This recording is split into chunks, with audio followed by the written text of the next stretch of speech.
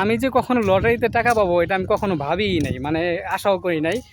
তো আমি খেলার ছলে আর কি রাস্তায় যাইতেছিলাম আর কি, তখনই আমি 20 টাকা দিয়ে একটা লটারি ধরি। সেই লটারির প্রথম পুরস্কার ছিল 50 লক্ষ টাকা। তো ওই লটারি যে আমি পাবো এটা কখনো ভাবিই নাই।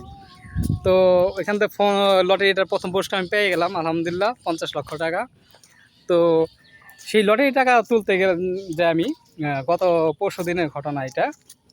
তো আমি একা যাব কি, তো আমার ওয়াইফকে নিয়ে গেছি, আর সাথে ছোট মেয়ে ছিল, আর বড় মেয়েকে বাসায় রেখে গেছি।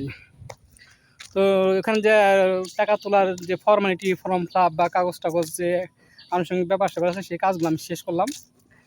তো খুব ভালো লাগতেছিল ব্যাপারটা, যে আমি 50 লক্ষ টাকা হঠাৎ করে লাখপতি হয়ে যাব, তাই আপনাদের সাথে শেয়ার করছি। যাই হোক, তো যখন টাকাটা ওনারা বিটকেস ভর্তি টাকা আমার কাছে আনলো, দিবে টাকাটা, হাত দিয়ে ধরবো আর কি, নিব, ঠিক সেই মুহূর্তে ওই যে বড় মেয়েকে বাসায় রেখে গেছি না, তো ও ডাকতেছে, আব্বু উঠো ওঠো, সকাল হয়ে গেছে, আব্বু উঠো, স্কুল যেতে হবে, দেরি হয়ে গেছে। তো মনে করেন সকালবেলা ঘুম থেকে আমার ডাক দিয়ে তুলছে। এটা কোনো তো কথা? 50 লক্ষ টাকার পাওয়া হলো না।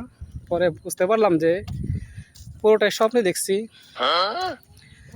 যাই হোক, স্বপ্ন হোক যাই হোক, আমি টাকা তো পাইছিলামই, একটুর জন্য হয় নাই। তো ভুল হয়েছে আমার ওইটা, যে আমার মেয়েকে বাসায় রেখে যাওয়া।